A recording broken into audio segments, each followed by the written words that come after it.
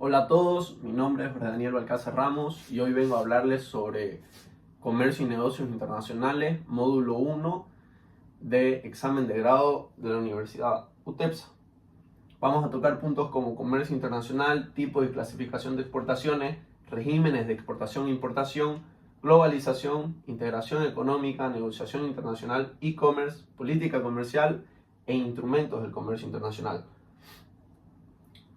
¿Qué es el comercio internacional? El comercio internacional es el proceso que se da al vender o comprar bienes y servicios de un país a otro. ¿Cuál es la importancia del comercio internacional para los países? El comercio internacional es muy crucial para los países, ya que genera empleo, impulsa la economía y diversifica los productos dentro del mercado interno. Entonces, ¿cuáles son las causas de que el comercio internacional exista? Tenemos tres causas principales: la distribución irregular de bienes productivos, que vendrían a ser trabajo, capital, tierra y tecnología. Luego tenemos la diferenciación de precios, que se da a partir de los bajos costos de producción en otras regiones. Y por último tenemos la producción de bienes de acuerdo a las preferencias del consumidor, que esto se da gracias al consumidor que tiene preferencias en un país y podría ser que no hay empresas que produzcan esa necesidad del consumidor. Entonces se tiene que ir a buscar al extranjero. La operativa del comercio internacional. Tenemos dos tipos de operativas: la exportación y la importación, que son claves para el comercio. La exportación, en palabras básicas, sería la venta de un bien o servicio de un país de origen al extranjero. Y la importación sería la compra de un bien o servicio de un país extranjero al país de nosotros, por así decirlo. Tenemos tipos de exportaciones. Tenemos tres tipos de exportaciones. Exportación directa, que sería de la empresa cuando exporta directamente al consumidor fuera en el extranjero, como Apple. Después tenemos la exportación indirecta, que sería aquella exportación que se da de un proveedor en país de origen, que sería, por ejemplo, un productor de vino o de viñedo, de uva, que realiza el vino y se lo da a un exportador o se lo vende a un exportador para que el exportador lo exporte. Esa sería indirectamente. Y luego tenemos las concertadas, que el modelo de exportación concertada sería alianza o unión entre empresas para llegar a exportar y copar un mercado externo. En este tipo de exportación concertada tenemos cinco tipos de contratos. El joint venture, que el joint venture es un contrato de consorcio entre empresas en las cuales pactan su unión para crear un producto en común. Por ejemplo, Sony y Honda, que crearon una marca de vehículos eléctricos para exportación. Luego tenemos el consorcio de exportación, que sería un tipo de contrato en el que varias empresas pequeñas, pymes o startups se unen, se alían para llegar a copar un mercado externo.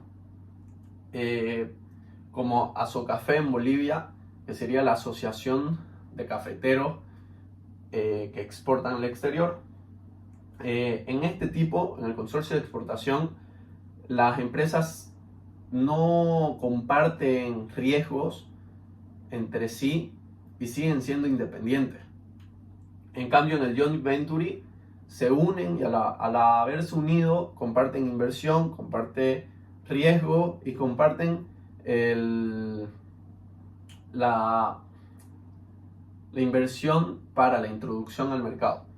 Luego tenemos el piggyback, que básicamente sería cuando una empresa se alía con otra para introducirse al mercado externo a base de su marketing de la empresa ya exportadora o ya reconocida en otros países, como PayPal con eBay, por ejemplo. Luego tenemos franquicias, que es un tipo de contrato en el que una empresa vende su modelo de negocio y su marca un, a un tercero en el extranjero, y ese tercero puede empezar a hacer tiendas a partir de ese contrato. Eso se hace por pago o regalías. Luego tenemos alianzas estratégicas, que es la unión de dos empresas para copar el mercado externo o idear nuevos modos de negocio, que por ejemplo Uber y Spotify. ¿Qué hicieron Uber y Spotify? Básicamente Uber salió con Spotify para copar más mercado externo y ganarle a la competencia, ya que Uber empezó a utilizar Spotify en las radios de los autos que trabajaban en Uber, y eso daba a los consumidores, a los pasajeros, que suban y puedan poner sus canciones mediante su celular en la aplicación de Spotify. Bueno, ahora tenemos la clasificación de las exportaciones. Se basan en 4 clasificaciones. Exportación tradicional, que sería todo producto que se puede extraer de la tierra, que sería materia prima, como metales, por ejemplo, cobre y materia prima. Luego tenemos la exportación no tradicional, que sería los productos ya procesados o industrializados. Luego tenemos la exportación restringida, que es el tipo de exportación de productos que tiene un cupo de exportación o que tiene limitaciones o tiene barreras, como por ejemplo certificado sanitario o documentación soporte. Por ejemplo, en Bolivia tenemos cupos de exportación de carne bovina, y para exportar nosotros tenemos que pedir o solicitar un permiso al ministerio de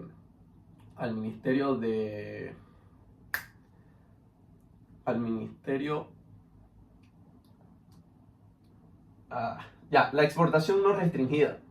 La exportación no restringida es aquella exportación del producto que no tiene limitaciones, no se restringe de ninguna manera, ni se pide certificaciones adicionales.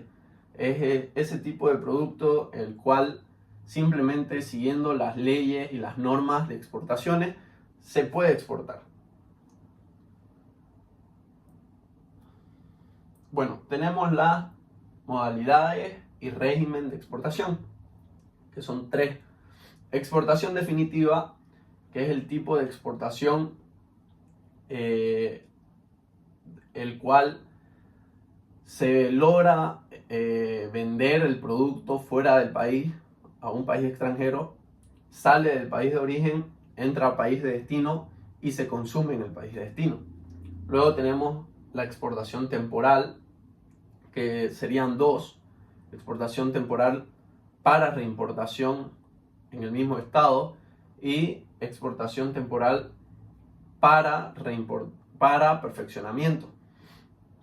En la primera, en la exportación temporal para reimportación en el mismo estado, mayormente se da en ferias internacionales y se basa en que el producto se exporta y vuelve a ser importado sin pagar aranceles. Esto por un tiempo limitado. Tiene un límite de tiempo para ser devuelto al país de origen.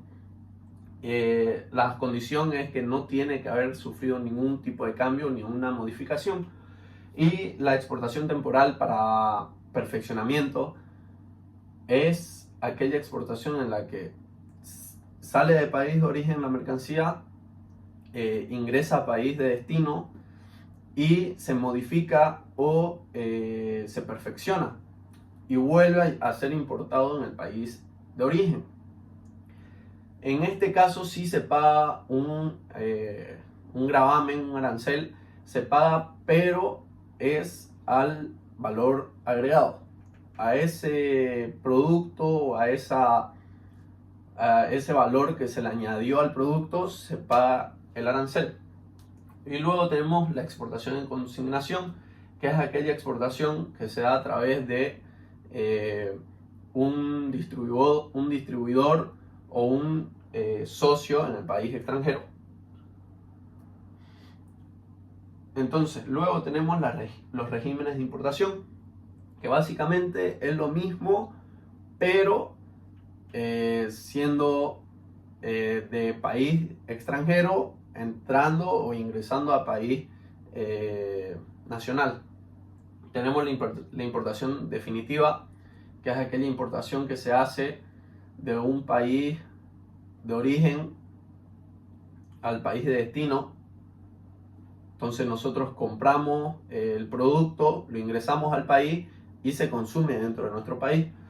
Y luego tenemos la importación temporal, que sería importación temporal para perfeccionamiento, y la importación temporal para reexportación, para la reexportación. La importación temporal sería para modificar el producto y luego ser exportado, y tenemos la otra que sería para importar el producto temporalmente durante un tiempo limitado y que vuelva a ser exportado sin que sufra ninguna modificación. Ahora pasamos al punto de la globalización. ¿Qué es la globalización? La globalización es la interconexión o los lazos que unen al mundo entre regiones, entre países, básicamente todo el mundo. Entonces, estas son las dimensiones de la globalización. Globalización económica, que engloba a la globalización de mercado y a la globalización de la producción. ¿Qué es la globalización económica? Es el movimiento de interconexión entre países para mejorar su producción y ampliar su mercado. Luego tenemos la globalización política, que la globalización política es aquella que une ideas políticas de los países para resolver problemáticas o tener buenas relaciones, ya sea de comerciales o de ayuda humanitaria, como por ejemplo la ONU, la OMC, UNICEF y la OEA.